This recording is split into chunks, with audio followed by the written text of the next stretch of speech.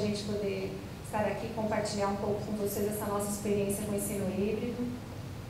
Para mim também é sempre uma honra estar de volta para o Mackenzie, fiz minha primeira graduação aqui.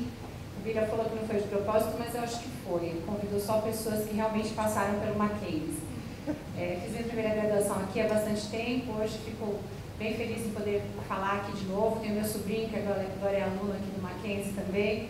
E isso para a gente é muito bom, porque é uma casa que sempre nos acolhe muito bem, que tem uma excelência em educação e é ótimo a gente poder compartilhar os resultados da nossa trajetória acadêmica depois de ter começado essa pesquisa, tudo que a gente começou a estudar em educação aqui. Hoje a nossa fala é sobre ensino híbrido. Eu finalizei o doutorado esse ano, ainda apresentada como doutoranda, mas agora eu já sou doutora em Psicologia Escolar e Desenvolvimento Humano, justamente estudando a questão de como o ensino híbrido impacta e influencia as ações de ensino-aprendizagem, né? Como é que os alunos podem aprender mais e melhor com o uso integrado das tecnologias na educação. E para começar a falar sobre isso, eu trouxe uma reflexão. Vamos lá? Vou tentar passar de uma forma rápida, só para a gente refletir um pouco essa questão da personalização. Acho que desde a primeira conversa hoje, a doutora Alessandra trouxe essa questão, Solange também trouxe, Daniela também trouxe um pouco da questão do uso das tecnologias na educação. Acho que a nossa fala vai tentar amarrar um pouquinho isso, da gente pensar como é que a tecnologia realmente pode impactar para que ela não seja algo a mais na escola, que ela não apenas troque recursos, né? Quer dizer, ao invés de usar a lousa, o quadro de giz, eu posso usar a tecnologia e continuo dando a mesma aula. Então, a tecnologia começa a impactar quando a gente começa a pensar em personalização. Esse exemplo que eu vou trazer é do professor Todd Rose, que é da Faculdade de Educação de Harvard, e que ele faz uma comparação, só para a gente refletir um pouco, com os aviões norte-americanos, da Força Aérea Norte-Americana. Ele fala sobre um estudo em que esses aviões começaram a não ter uma performance tão boa, né, os voos começaram a não ter uma performance tão boa, e eles resolveram estudar onde que estava o problema. Identificaram que esse problema estava no cockpit.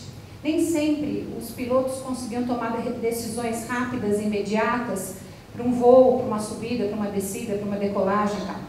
E eles tentaram identificar por que isso acontecia. Uma vez que os pilotos, de uma maneira geral, eram consultados, até trouxe Tom Cruise aqui de novo, se alguém identificar esse filme, entrega a idade, tá? Então, por favor, não digam que sabe de onde vem.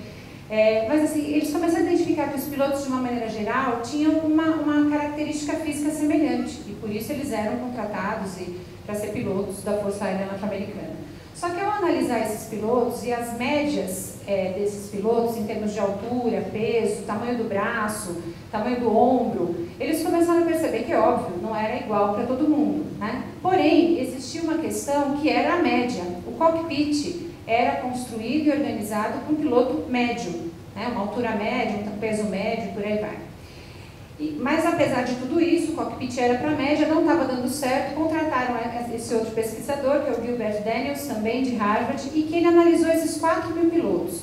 Ele tentou identificar quantos desses 4.000 pilotos tinham os 10 itens exatamente na média.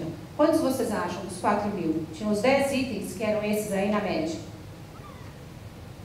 Daniela, que é de quantitativo, tem uma... Quantos desses pilotos? Dos 4.000? Hã? 10%? Nem 10%. Ele identificou que dos 4.000 pilotos, nenhum tinha os 10 itens na média. Nenhum. Tá? Tinha 9 itens, mas os 10, tá? Nenhum deles. Então, o que eles começaram a perceber? Né? E isso a gente reporta para a educação. Quando eu construo um cockpit que serve para a média, eu, na verdade, não estou construindo para nenhum. Tá? Para ninguém. Porque ele não vai funcionar na média para todo mundo. E isso, a educação é a mesma coisa. A gente faz todas as nossas aulas na média e, na verdade, a gente faz todas as nossas aulas para ninguém. Né? A gente faz aulas de matemática para alguns alunos, aulas de português para alguns alunos e nunca todas as aulas, na média, para um único aluno. Nessa questão, a gente começa a pensar o quê? E é essa conclusão do Todd Rose, nesse livro dele, que é O Fim da Média, né? E tem um TED dele muito legal, que chama O Mito da Média, que eu aconselho quem tem interesse aí de aprofundar mais, é que se a gente desenha um ambiente de aprendizagem para a média, a gente não está fazendo esse ambiente para ninguém. Onde entra a tecnologia nisso tudo? A tecnologia me dá a possibilidade de personalizar. No fim desse estudo do Todd Rose, ele conclui que para desenhar um cockpit que realmente funcionasse para os pilotos, porque hoje funciona, eles tiveram que parar de olhar para a média e começar a olhar as bordas. Então o banco tem que ser o mais largo e o mais estreito possível, ele tem que ser ajustável. Como é que chama? O manche, né? Tem que ser ajustável para a distância do braço do piloto e por aí vai. Sempre pensando não numa média, mas nas bordas. E aí sim a gente começa a voltar também para essas questões da primeira palestra, quando a gente pensa em bullying e quantas pessoas que estão fora dessa média são alvo, né, de uma série de situações. Então quando a gente começa a desenhar uma aprendizagem que não olha só para a média e começa a olhar para a borda, a gente inclui todo mundo, né? A gente não exclui. E aí, onde entra a tecnologia nisso tudo? Então, quando eu penso na tecnologia como utilização de dados, a Solange trouxe de uma forma bem rica, né? Quanto a gente tem recursos para coletar dados. Agora, é lógico que o grande diferencial é o uso que se faz desses dados, né? Tanto a Daniela quanto a Solange vieram com informações, quer dizer, ter os dados é excelente, porque nos dá um norte, mas o essencial é que o professor saiba o que fazer com eles. E dentro dessa proposta, a gente vai pensando nas tecnologias digitais como aliadas do professor. Então, aliadas na coleta de dados e principalmente na ação de protagonismo. Como é que eu transformo esse aluno, por mais que a gente saiba da necessidade de se pensar em avaliações externas, em Enem, vestibular e tudo isso, no fundo e ao cabo o que a gente quer dentro da escola é que esse meu aluno aprenda, né? E aprenda a ser realmente protagonista do seu aprendizado, que ele saia da escola e que ele queira aprender por ele e não apenas pelas provas que ele vai fazer. Quando eu começo a colocar esse aluno como um protagonista e no centro do meu processo, eu começo a deixar com que ele possa caminhar no ritmo dele e por aí vai. E aí o ensino híbrido vem como uma proposta. Isso que a gente vai trazer e que a Verônica também vai contar um pouco mais para vocês é resultado de uma pesquisa e de um trabalho que nós fizemos em 2014 em parceria, Instituto Península e Fundação Lehman, parceiros do Instituto Clayton Christensen, que desenvolve um trabalho de ensino híbrido nos Estados Unidos, que é o Blended, em uma série de estados norte-americanos, em que eles fazem uma ação de uso integrado das tecnologias na escola e que eles têm resultados muito positivos porque já fazem isso há bastante tempo. A nossa intenção era saber de que maneira eles faziam isso e como a gente poderia realmente trazer isso para a nossa realidade. Pensando em algumas etapas, quer dizer, como eu faço isso? Então eu tenho que ter informações, eu tenho que ter uma análise adequada e eu tenho que agir. Como que o Clayton Christensen e essa proposta do Blended contribuem? Eles apresentam algumas estratégias para eu pensar nisso. Quer dizer, as estratégias fazem parte do modelo de ensino híbrido, mas elas fazem parte, elas são uma forma de ação. O que está por trás da concepção de ensino híbrido é a personalização, é eu ter isso como foco. Então essas são as estratégias, modelos rotacionais, a Verônica depois vai entrar com mais detalhes comentando um deles. Agora, quando o professor faz uso desses modelos? Quando a gente fala em ensino híbrido, a gente está pensando o quê? Uma vez que todos os alunos não aprendem da mesma forma, eu também não posso ensinar sempre do mesmo jeito. Então eu tenho que pensar em variar as experiências de aprendizagem para que eu possa realmente oferecer algo que possa atingir a todos os meus alunos e não aquela média. Quando eu faço isso, eu não posso esquecer que a tecnologia é essencial para uma série de questões, mas que nós não aprendemos, eu pelo menos não aprendi com tecnologia na minha educação básica, né? Tecnologia foi entrar na universidade. E aprendi com aula expositiva e aprendi muito bem, era o meu estilo de aprendizagem. Então, quando a gente fala em ensino híbrido, a gente está pensando o quê? Saber dosar os momentos em que vai ter uma ótima aplicação da tecnologia com resultados eficientes para a aprendizagem e momentos em que o professor vai ter que dar uma boa aula, palestra, para poder ensinar aquilo que ele vai ensinar na oratória. Né? Então, é você saber dosar e saber encontrar o melhor dos dois mundos. Uma coisa não exclui a outra, elas têm que realmente se agregar, né? Serem agregadas no processo. Como que a gente faz isso? Então, inicialmente, a proposta do Clayton Christensen é eu pensar qual é o meu objetivo de aprendizagem, o que eu pretendo alcançar. Eu quero ensinar fração para o meu aluno, eu quero ensinar cálculo diferencial integral para o meu aluno, quer dizer, qual é o meu objetivo, onde eu quero chegar? Pensando nisso, eu vou começar a analisar quais são as experiências que eu posso proporcionar para esse meu aluno para que ele aprenda aquilo que eu quero que ele aprenda.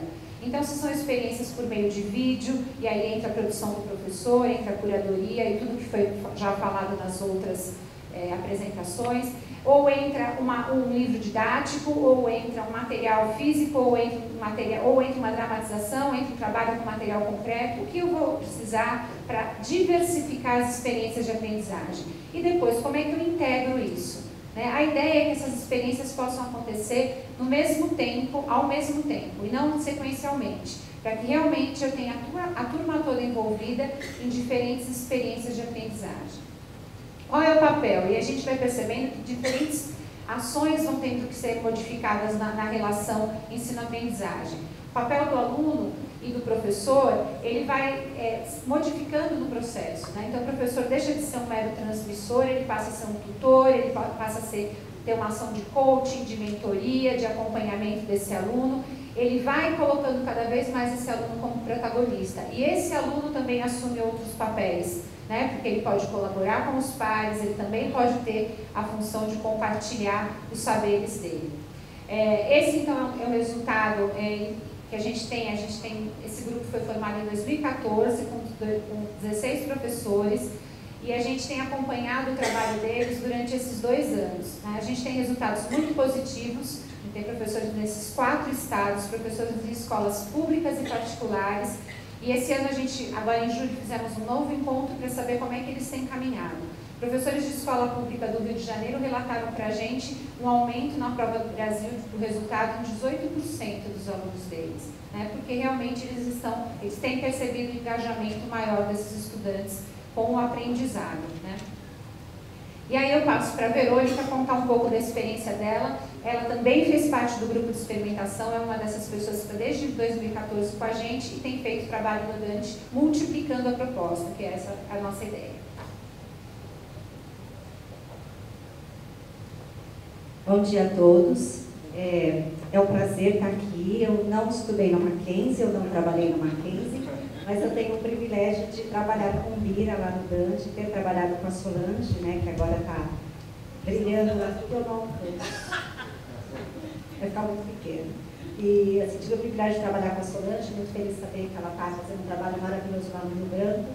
Mas embora eu esteja aqui representando o Colégio Dante Alighieri, aproveito para agradecer a minha equipe de gestão, que permitiu que eu estivesse aqui hoje, né, para compartilhar o que nós estamos fazendo. Eu queria que vocês, ao ouvirem a minha fala, que se descolassem um pouco da instituição Dante Alighieri e que ouvissem um relato prático de uma professora que teve o privilégio de integrar esse grupo, de aprender com esses professores de escolas públicas e privadas, de ter a tutoria da Lilian. E a minha fala aqui é muito humilde, assim, para compartilhar o nosso percurso, o que nós estamos fazendo. Fiquem à vontade para perguntar o que deu errado. E assim, a gente continua estudando, pesquisando, então eu vou contar para vocês em que momento nós estamos, tá bom? A tecnologia ela é muito presente no Dante. O Dante tem 4.500 alunos, 330 professores, quase 800 funcionários.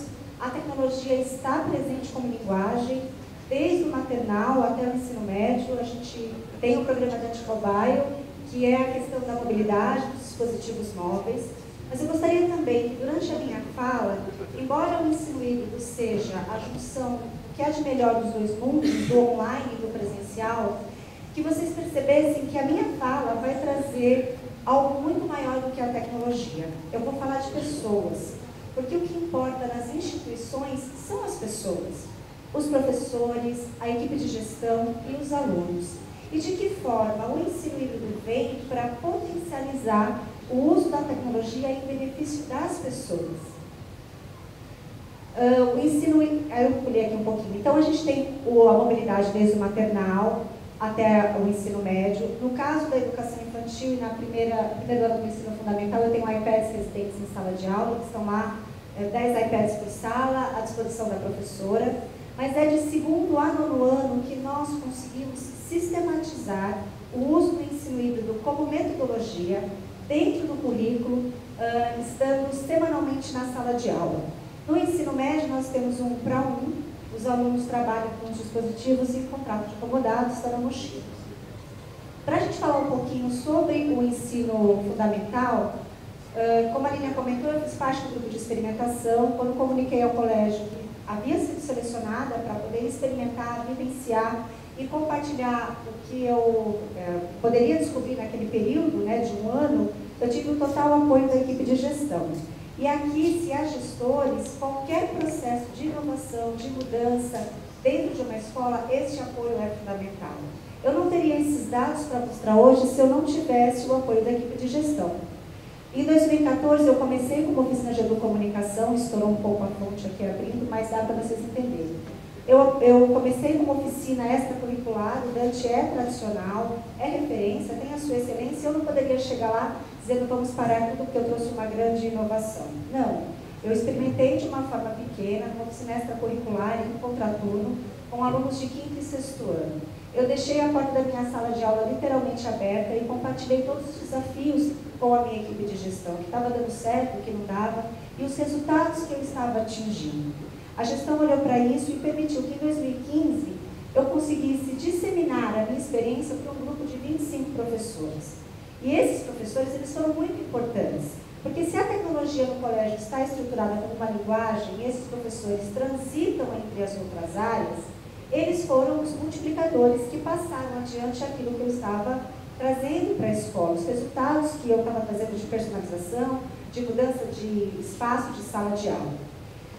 Os resultados trouxeram um ganho significativo, né, para a avaliação da gestão, e em 2016 nós entramos no currículo de 2º a 5º ano, dentro da aula, junto com a professora regente, e no Fundamental 2, pela quantidade de aulas, pelo número de componentes, nós escolhemos a área de linguagens, especificamente em língua portuguesa, e uma vez por semana, de 6º ao 9º ano, nós temos aula de português com ensino híbrido. Esse percurso do colégio nos deu a oportunidade de fazer parte desse diretório internacional de ensino híbrido. Eu trago aqui essa divulgação não como a ideia de dar o mérito ao colégio, porque existem outros colégios brilhantes do Brasil, como o Elvira Brandão, o Loyola de Belo Horizonte, o Objetivo de Sorocaba, que também estão aí. Mas eu trago como uma indicação a vocês que querem saber um pouco mais sobre o ensino híbrido, não só pela minha voz nesse momento. Nessa plataforma nós temos relatos do mundo inteiro, organizados por modelos, organizados por escolas públicas e privadas, professores que compartilham as suas dificuldades. E lá, nesse momento, está a minha experimentação com a educomunicação. Mas, em um período breve, aí a gente vai compartilhar outros resultados também. Então, se vocês quiserem fotografar, blendedlearning.org é o Diretório Internacional de Ensino híbrido. Quando a gente olhou para o ensino híbrido e viu que ali não havia uma grande inovação, porque ele não é uma grande inovação, mas ele é uma tentativa de percurso que pode mudar que ele pode ajudar a atender algumas necessidades da sala de aula, como, por exemplo, um professor dar uma aula para 30, 35 alunos, dar aula para média, porque naquela sala, naquele tempo, naquele ritmo, naquele conteúdo, ele não consegue fazer diferente. O ensino híbrido permite essa mudança do espaço. A gente percebeu que antes de começar a fazer, era preciso formar os professores.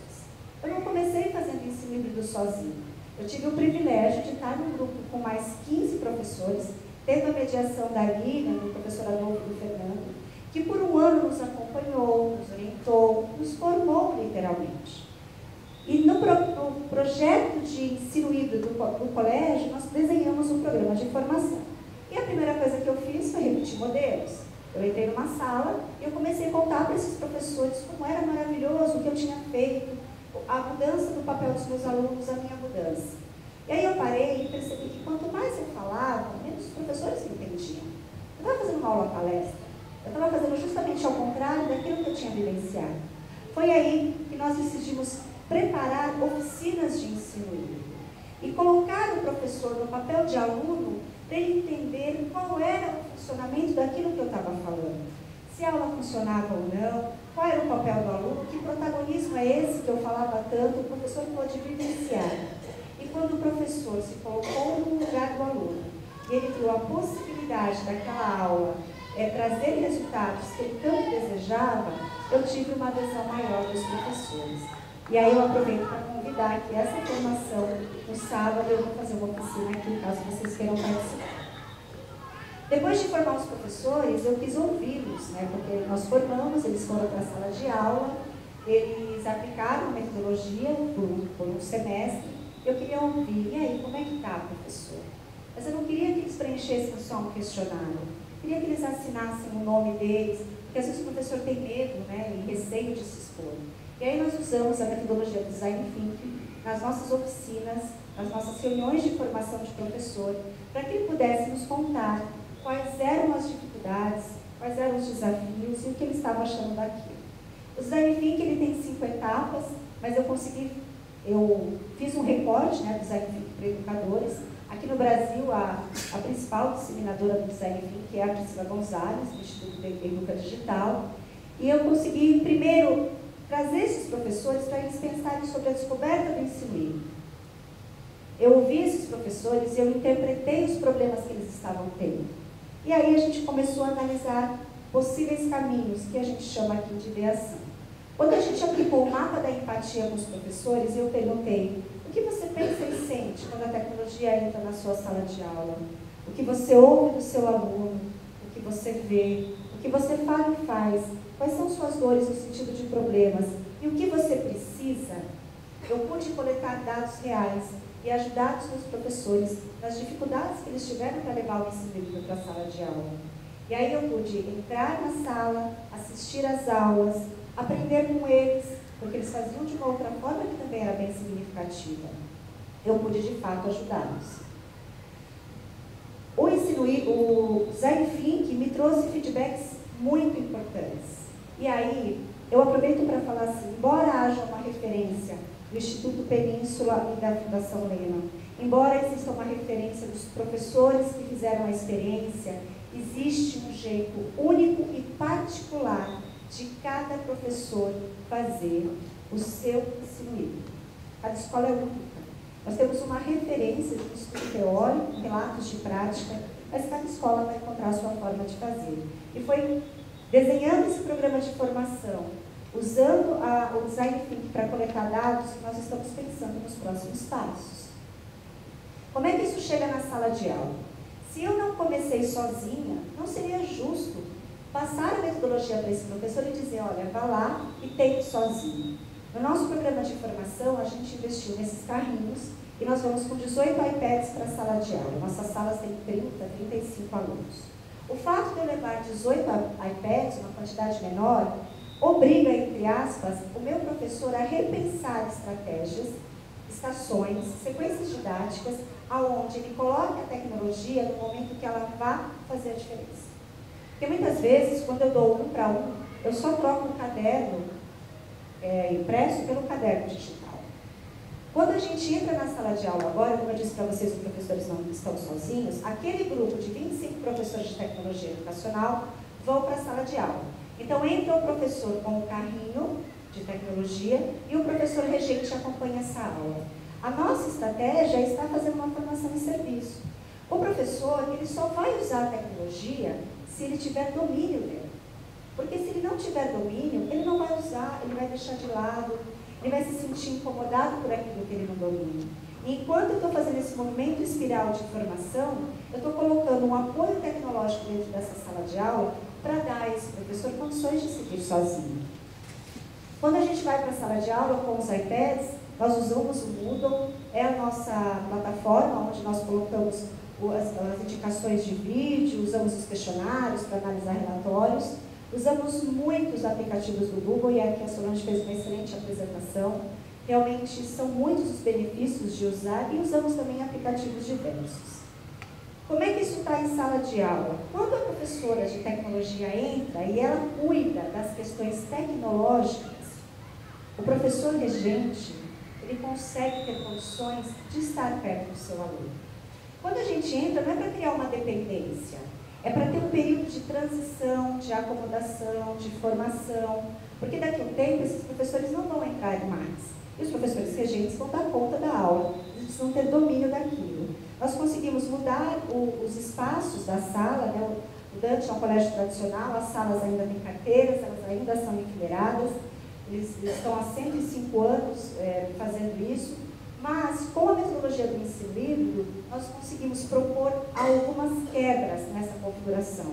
Agrupamentos de alunos, sair da sala de aula. Essas fotos que eu estou mostrando para vocês aqui agora são fotos do Fundamental 1. Lápis, papel, iPad, professor perto do aluno, não é a tecnologia pela tecnologia. Ela só entra se ela trouxer dados significativos. Ela só entra se ela fizer a diferença. Porque se ela não fizer, ela não precisa entrar. Uma aula tradicional bem dada é muito melhor do que uma aula de tecnologia que não foi pensada e de repente escancara algum objetivo que não está claro. Por exemplo, quando eu disse para vocês que a nossa ideia não é criar uma dependência. A professora Cecília Brito é uma professora de segundo ano. Ela semanalmente vai o carrinho de iPad com a professora Rosângela, que é a professora Rosângela de tecnologia, elas fazem essas aulas juntas. Mas, para minha surpresa, eu recebo esse e-mail. Verônica, tentei fazer sozinha. Dá uma olhada. O que você acha? A professora reservou o carrinho de iPads, levou para a sala dela, montou uma aula de ensino sozinha. O que essa professora trabalhou? Ela teve uma estação onde ela trabalhou com massinha, e ela estava trabalhando características dos bichos, se tem pena, se tem bico e duas patas, aquático terrestre. E ela montou uma estação onde as crianças com massinha construíram os bichinhos. Na outra estação, essas crianças olhavam para o bicho e preenchiam uma ficha de ciências dando as características. Numa outra, ela tinha uma estação com iPad onde essas crianças faziam atividades de matemática. E numa outra, ela estava trabalhando o treino ortográfico. Sozinha, a professora Cecília conseguiu trabalhar 4 componentes curriculares na aula dela. Quando a formação é em serviço, eu vou trilhando o caminho e vou dando a esse professor condições que ele tem uma carreira solo. Mais fotos aqui dos pequenos. E aí a gente chegou no grande diferencial do ensino híbrido, que é a personalização. Se não há personalização, não é ensino híbrido. Pode ser uma aula de recursos diversificados, pode ser uma aula enriquecida pelo uso da tecnologia, pode ser uma aula de reorganização criativa dos espaços. Eu dava aula assim antes de conhecer o ensino híbrido. Sempre gostei de inovar, sair da sala de aula. Mas o grande diferencial está na personalização, que é a fala da Solange, que é a fala da Lilian, é quando eu olho para os meus alunos.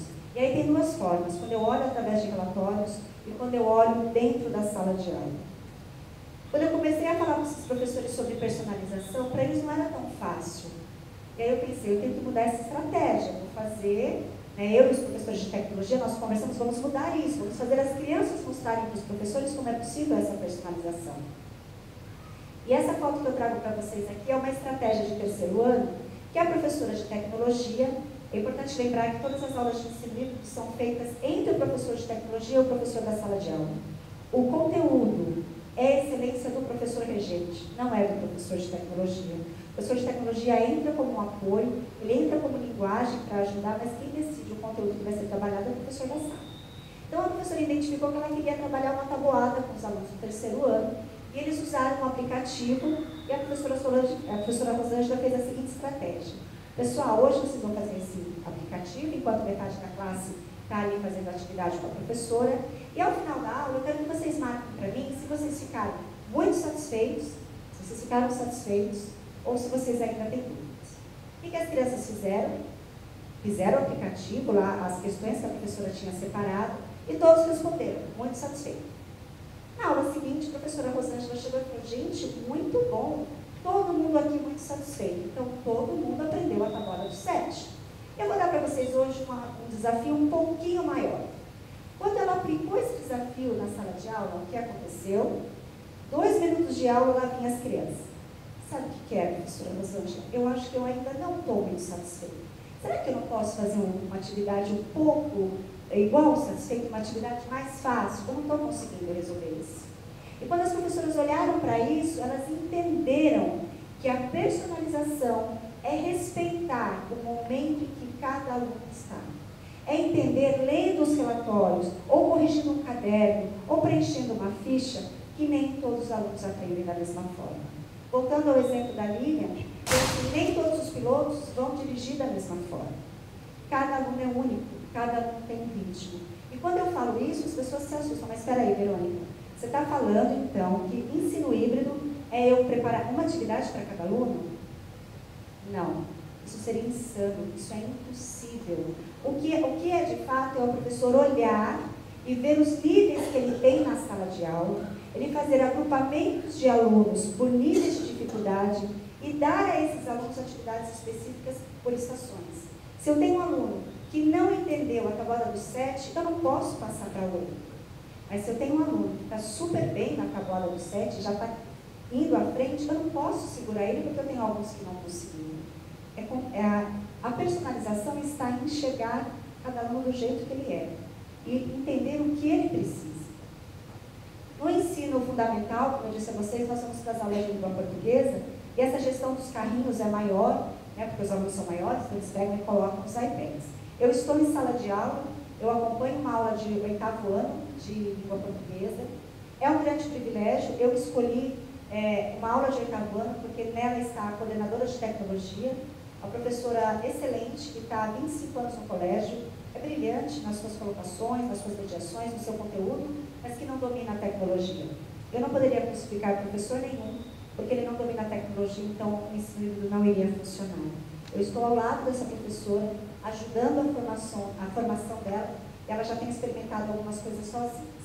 Aqui são algumas salas de 6º ano, 6º, 7º, 8º e 9º, que a gente, para mostrar para vocês, que a gente reorganizou esse espaço, a dupla carteira, trabalho em dupla, a lousa não é mais do professor. Quando o professor não está dando uma aula expositiva, por que não a lousa ser um grande painel de uso dos alunos? O livro didático faz sim parte do componente, faz parte da aula de ensino híbrido, e o ensino híbrido não é o a mais, o trabalho a mais do professor. Ele entra como uma estratégia metodológica para dar conta daquele conteúdo. Para explicar rápido para vocês um exemplo de uma aula de 8º ano, o livro didático trazia infográfico. Eu sentei com a professora e a gente conversou um pouquinho como é que ela queria trabalhar isso, porque o conteúdo é dela. Eu quero trabalhar infográfico, que é uma das habilidades cobradas pelo Enem, análise, né, de infográfico, mas o que a gente pode fazer? Como é que eu fiz essa aula? Entrei com os carrinhos e disse, pessoal, eu queria hoje saber quem são vocês. E aí distribuí os iPads. Por favor, rapidinho, respondam para mim essa pesquisa no Google Forms. E eles responderam quem eles eram, o que eles gostavam, esporte, livros, sim ou cinema ou não. 5 minutinhos para responder. Quando acabou, instantaneamente eu projetei os gráficos na lousa. Pessoal, o que é isso? Aí eles falaram, um gráfico. Ok. Se isso é um gráfico, o que é então um infográfico? Algumas hipóteses, então vamos tentar pesquisar sobre isso. Metade da classe com a professora de português, com a professora Cleire, abram aí o livro de vocês de português na página tal, 2 minutos para vocês olharem o que é infográfico. Esse pessoal aqui que está comigo nos iPads agora, Google, imagens, infográfico, o que é que aparece? Daqui 2 minutinhos a gente faz a plenária. Acabou o tempo, eu falei, vamos lá, professora Cleire, o que é infográfico? Aí os alunos da parte da sala responderam de acordo com o livro. Pessoal, o que o Google mostrou? O que é infográfico? Um gráfico com desenhos, um gráfico com informações, um gráfico com legendas? Ok, então agora, com os iPads que eu distribuí, com os dados que eu projetei, façam agora o infográfico do 8º ano. Quem são vocês? E para amarrar essa aula, tinha um fórum no Moodle. Qual a diferença entre o gráfico e o infográfico? E aí a professora de português depois entrou, mediou, pesquisou. Percebem? Eu levei a tecnologia para coletar os dados na hora. Porque por mais que eu falasse para eles o que era um infográfico, seria a minha fala. Quando eu coletei, eles analisaram e viram que a diferença do infográfico era trazer elementos gráficos para completar aquela informação, quando caiu na prova, qual a diferença entre gráfico e infográfico? 95% da sala acertou. Essa aqui é a foto da mesma sala de aula. De um lado, eles estão fazendo um questionário no Moodle sobre um determinado conteúdo que depois os professores de português vão ler, vão analisar e ver a dificuldade que eles estão, e a outra metade resolvendo uma questão do livro. Professora mais próxima dos alunos, trabalhando com áudio, com recorte com cola. Mas eu disse para vocês que se o mais importante da minha fala não era a tecnologia, eu não poderia deixar de trazer esse slide. Quem faz a diferença dentro de uma aula de língua portuguesa com ensino híbrido não é a Verônica e a sua equipe de tecnologia que leva os dispositivos. São os professores de português que têm tempo e condições para olhar um caderno, para sentar com os alunos que não entenderam o que é um infográfico e retomar. Enquanto eu cuido das engrenagens da sala que vão fazendo outras atividades, esse professor vai mais próximo. Um exemplo de matemática. O aluno que tem dificuldade em equações no segundo grau, o professor pode dar um exercício comum para a classe, seja no Moodle, ou seja no aplicativo, enquanto ele senta e ele, professor, torna-se uma estação para tirar a dúvida ali. A gente tem usado muito também o modelo sala de aula invertida, e a sala de aula invertida não pode ser uma lição de casa, ela tem que ser o contrário. Eu dou a lição de casa na sala de aula, eu dou a teoria com videoaula para ele assistir, ou com vídeo, ou com texto, ou com imagem. Eu faço o inverso. E o que a gente faz hoje? A gente fala, dá todo o conteúdo aqui. E a gente dá uma lista de exercícios para o aluno fazer em casa. Só que em casa ele vai ter dúvida. Só que você não está lá para ajudar. Quando eu organizo a minha aula em modelos de ensino e duplicações, um dos modelos que eu mais uso é a rotação individual, eu faço esse inverso. Eu consigo dar listas de exercícios e consigo estar mais próximo do meu aluno. Essa foto aqui de baixo é a professora Cleide, minha parceira da sala de aula. Aqui a professora Valéria, do lado da lousa, não é mais dela, nesta aula. Ela coloca ali um exercício, os alunos vêm na lousa para resolver e ela fica ali para tirar a dúvida.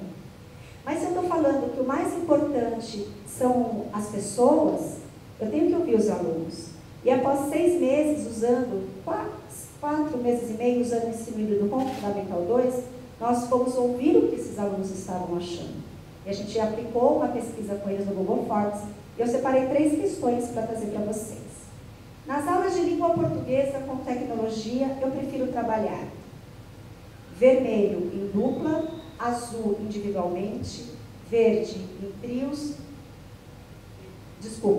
laranja em trios, verde em grupos maiores. Se eu não aprendi ensino híbrido sozinho e foi tão gostoso ouvir os professores de escola pública, eu não posso deixar os meus alunos aprenderem em grupo, numa aula de português. As atividades facilitaram o meu entendimento do conteúdo. Azul sempre, vermelha a maioria das vezes, laranja poucas vezes, verde nunca. E aí eles aplicaram, a gente aplicou essa pesquisa no último dia de aula do primeiro semestre. Enquanto estava rolando a aula de português, tinha uma estação que era a estação pesquisa. Eu disse a eles, sejam sinceros, nós vamos respeitar a opinião de vocês. E quando a gente perguntou, eu gostaria que no segundo semestre as aulas de língua portuguesa com tecnologia continuassem? Sim, vermelho não. E quando a gente pediu para eles darem comentários, assim, que houvesse mais aulas, que a gente aprendesse matemática, história, geografia, inglês, com o uso da tecnologia. Por quê? Porque a aula passa rápido, porque a gente trabalha junto, porque não é só você que fala, porque eu consigo assistir várias vezes o conteúdo que eu tenho dúvida na minha casa. Nesse relato que eu trago curto para vocês, eu gostaria que vocês pensassem no ensino híbrido não como uma saída, uma salvação, mas como um espaço para uma convergência de tudo aquilo que vocês já fazem na prática de vocês com excelência. Mas que vocês pensem como é que eu levo a tecnologia para dentro da sala de aula para que de fato ela possa fazer a diferença. Tá bom? Vou passar para a Lília. Muito obrigada.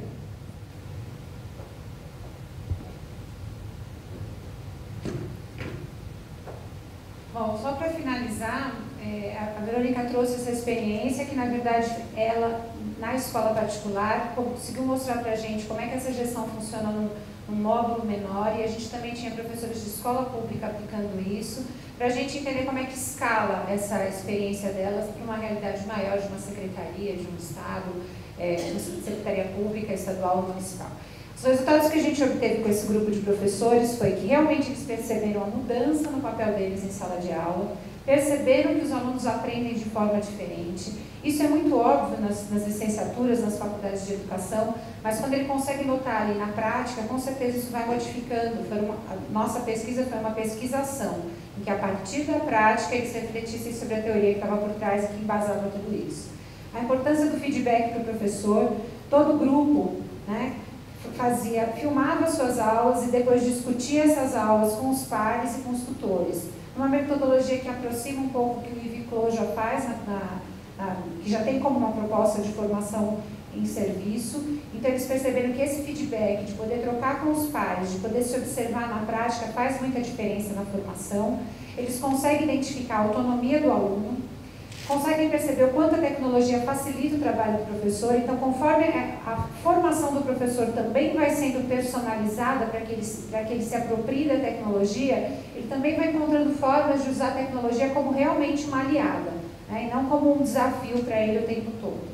O aprendizado entre pares, então ele consegue perceber que assim como ele, professor, aprende com os pares, os alunos também têm essa possibilidade.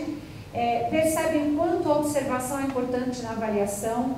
Então, não só os dados que ele coleta por meio dos formulários ou por meio das provas standardizadas, mas também a presença dele próxima desse aluno, observando o desempenho dele, o desenvolvimento dele em relação ao conteúdo, e a importância da gestão, sem dúvida alguma. A gente tem percebido que ainda mais no ensino público, uma gestão que realmente tem essa visão de formação continuada de professor e de inserção da tecnologia de uma forma realmente integrado ao currículo faz toda a diferença no desempenho dos alunos.